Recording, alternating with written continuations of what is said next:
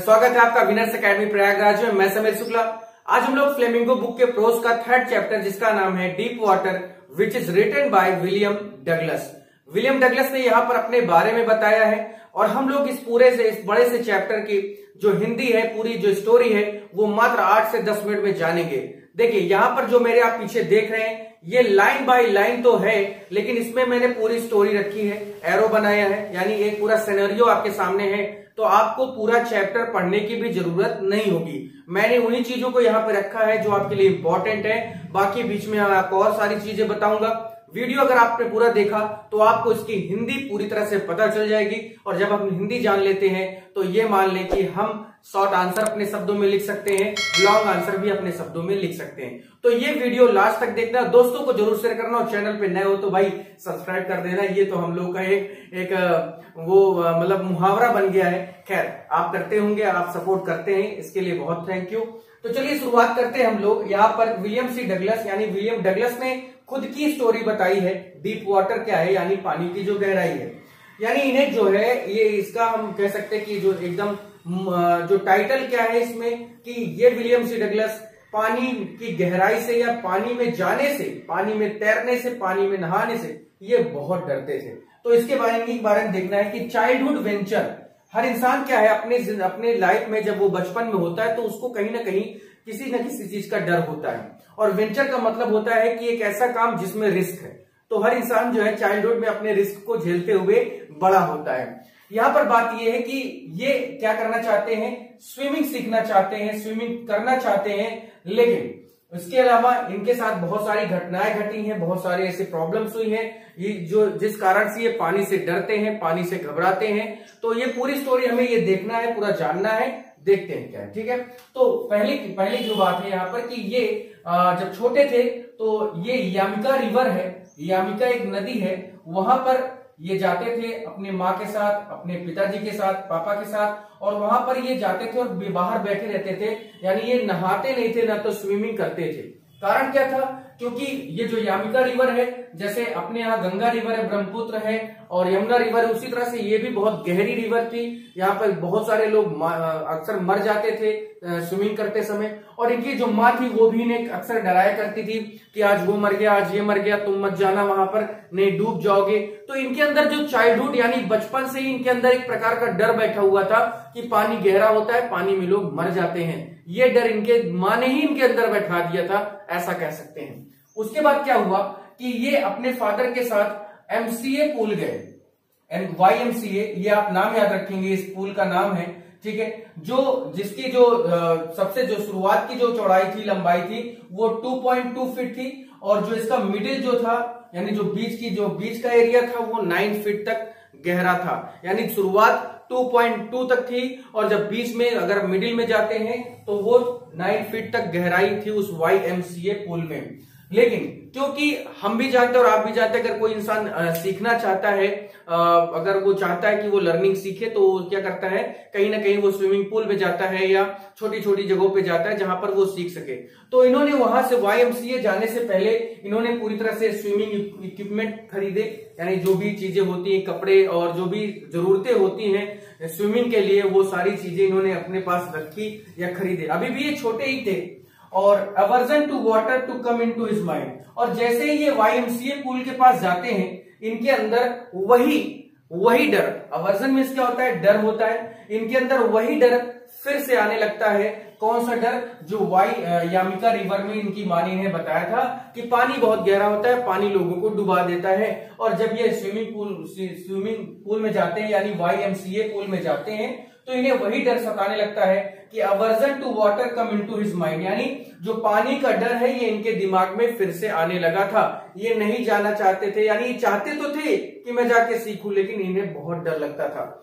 और क्योंकि इनके साथ एक घटना भी घटी थी। क्या घटना थी कि चाइल्डहुड सर्फिंग इन कैलिफोर्निया बीच, जब ये अपने फादर के साथ एक बार कैलिफोर्निया के बीच में गए थे सर्फिंग करने, यानी जब आप जानते होंगे कि लोग लहरों के ऊपर से चलते हैं, और फिर उनके साथ क्या हुआ कि अपने फादर के साथ थे, लेकिन लहरों के बीच में ये डूब गए और इनकी सांसें फूलने लगी, सफोकेशन होने लगा।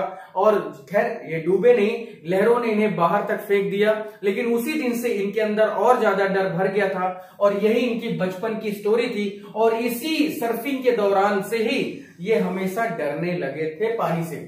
उसके बाद he afraid but his father laughing, जब ये घटना घटी कि कैलिफोर्निया बीच में ये डूबने लगे, यानी जब ये एकदम कह सकते हैं कि इन डाइंग सिचुएशन थी, तो इनके फादर ने इन्हें निकाला और वो ये बहुत डरे हुए थे, लेकिन इनके जो फादर थे वो हंस रहे थे, वो क्योंकि वो बड़े थे ये छोटे थे, लेकिन वो बराबर हंस रहे थे। उन्होंने इसको थोड़ा सा भी यानी इंकरेजमेंट नहीं दी कि चलो कोई बात नहीं है, ऐसा कुछ नहीं है, मैं हूं, मैं संभाल लिया, ऐसी कोई बात उन्होंने नहीं कही।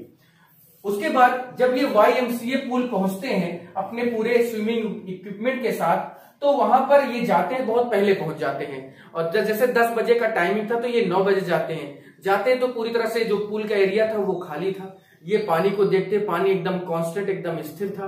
अब ये सोच रहे हैं कि मैं जाऊं, लेकिन वो अकेले थे और डर इनके अंदर था, क्योंकि बार बार इन्हें लग रहा था कि मैं कहीं डूब के मर ना जाऊं, कहीं मैं डूब ना जाऊं। इस वजह से ये बैठ पानी के किनारे सोच रहे थे। तभी एक आदमी आता है 18 साल का, जो थोड़ा सा बचकानी हरकत करता है। देखिए, जो बचकानी हरकत करता है, जो बार बार बदतमीजी करता है, उसको बुली कहते हैं। तभी एक bully came to and throw him into river, और ये बैठे पानी के किनारे उसको देख रहे होते हैं स्विमिंग पूल को। तभी क्या होता है कि वो बुली आता है और इनको पानी उठाकर पानी में फेंक देता है। ठीक है, इन्हें पानी में फेंक देता है, और वो जो बुली था वो इन्हें उठाकर फेंक देता है।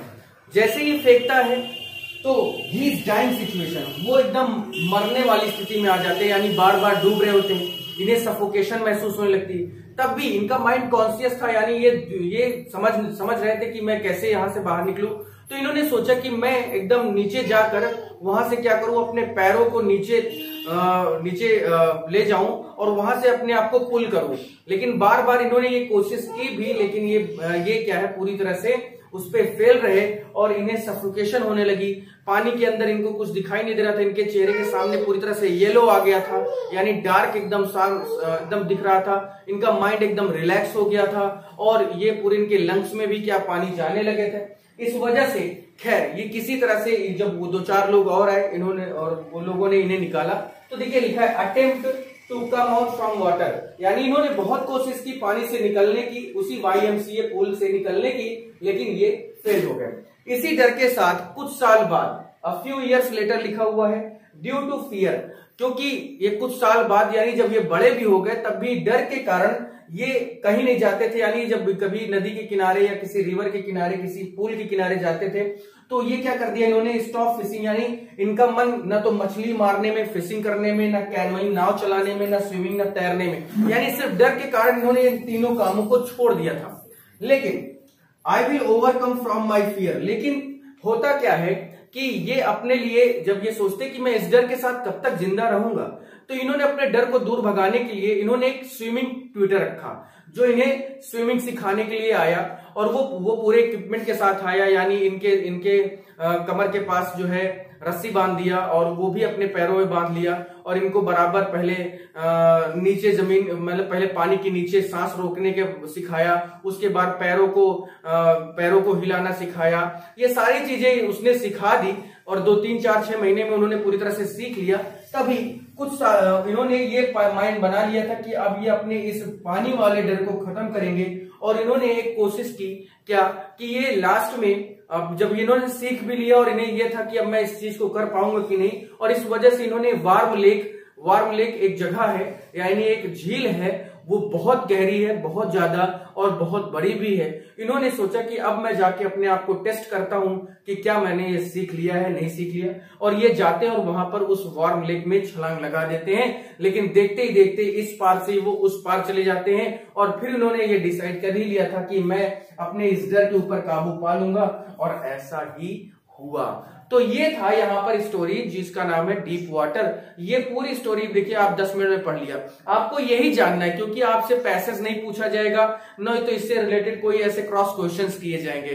सिर्फ आपके सामने शॉर्ट आंसर आएगा, उस पे भी जब आप लिख रहे होंगे तो बहुत सारी चीजें आपको उस समय भी क्लियर हो जाएगी। उसके बाद लॉन्ग आंसर आएगा, उसको जब आप अपने से लिख रहे होंगे या मैं लिखाऊंगा तो भी बहुत सारी चीजें क्लियर हो जाएंगी। आपको पूरा चैप्टर पढ़ने की जरूरत नहीं है, ये मैंने मेन हेडिंग ही आपके चैप्टर से निकालकर आपके सामने रखी है। आप इसको एक बार देखें, 2 बार देखें, जिससे आपको क्लियर हो जाए और आपको परेशानी ना हो।